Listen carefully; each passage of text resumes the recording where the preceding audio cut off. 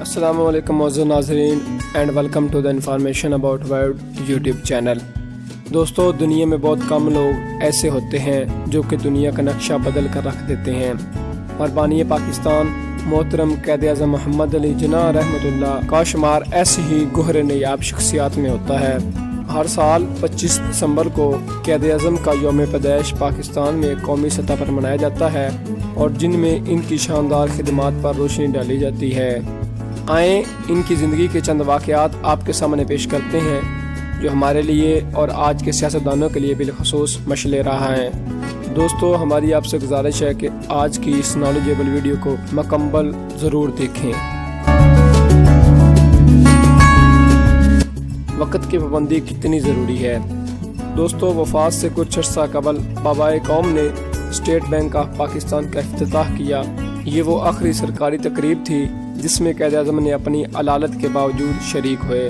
وہ ٹھیک وقت پر تقریب میں تشریف لائے۔ انہوں نے دیکھا کہ شرکاء کی اگلی نشستیں ابھی تک خالی ہیں۔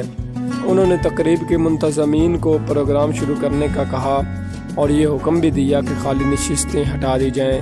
حکم کی تعمیل ہوئی اور بعد میں آنے والے شرکاء کو کھڑے ہو کر تقریب کا حال دیکھنا پڑا۔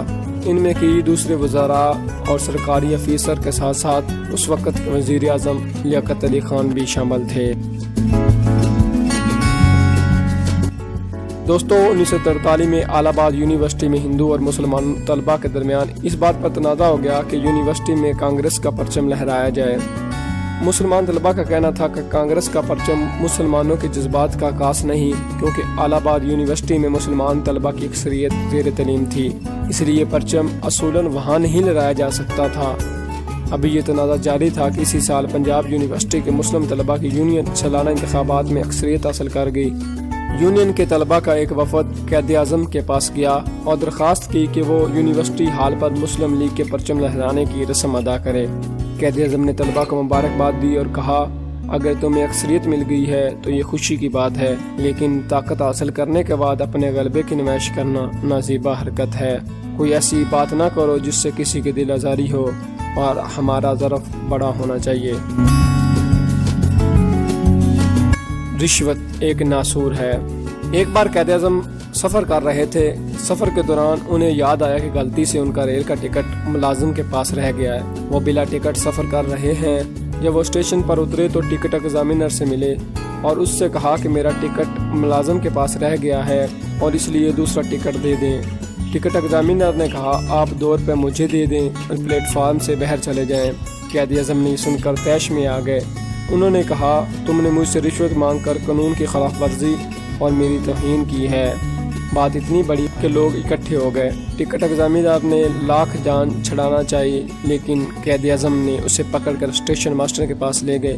بالآخر ان سے رشوت طلب کرنے والا قانون کے شکنجے میں آ گیا۔ عید کی نماز۔ دوستو، 25 اکتوبر 1947 کی بات ہے۔ کیا میں پاکستان کے بعد پہلی بار عید الاضحیٰ کا تہوار منایا جا رہا تھا۔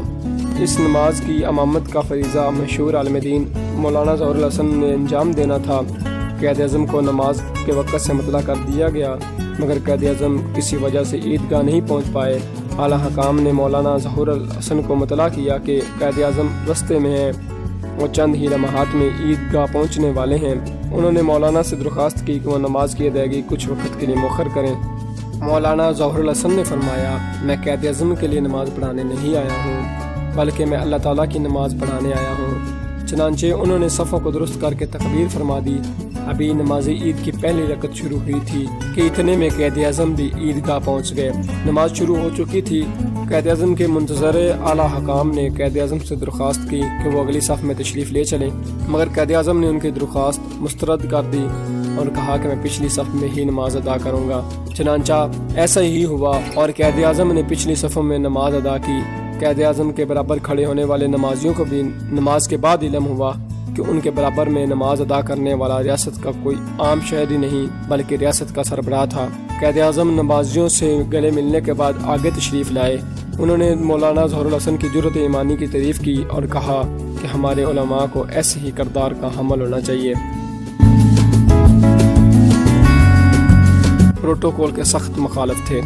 ایک دفعہ آپ گاڑی میں کہیں جا رہے تھے تو ایک جگہ ریلوے ٹریک بند ہو گیا۔ آپ کا ڈرائیور اتر کر وہاں پر موجود شخص سے کہنے لگا کہ گورنر جنرل آئے ہیں، ٹریک کھولو، مگر ہمارے عظیم لیڈر اور بانی پاکستان نے فرمایا کہ نہیں، اسے بند رہنے دو۔ میں ایسی مثال قائم نہیں کرنا چاہتا جو پروٹوکول پر مبنی ہو۔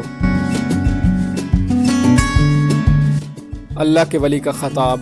حضرت پیر سید جماعت علی شاہ اپنے دور کے بہت نیک سیرت اللہ کے بندوں میں شمار ہوتے ہیں۔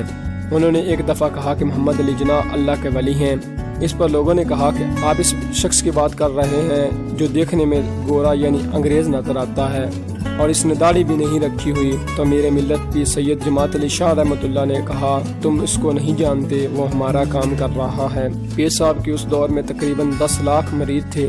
آپ نے اعلان فرمایا تھا کہ اگر کسی نے مسلم لیگ اور قائد اعظم کو ووٹ نہ دیا وہ میرا مرید نہیں۔ آخر میں شاعر مشرق محمد اقبال رحمۃ اللہ علیہ کا ایک قول جو انہوں نے قائد اعظم کے لیے کہا کہ محمد علی جناح کو نہ تو خریدا جا سکتا ہے اور نہ ہی یہ شخص خیانت کر سکتا ہے۔ دوستو، اللہ تعالیٰ قائد اعظم محمد علی جناح پر کروڑوں رحمتیں نازل فرمائے، آمین۔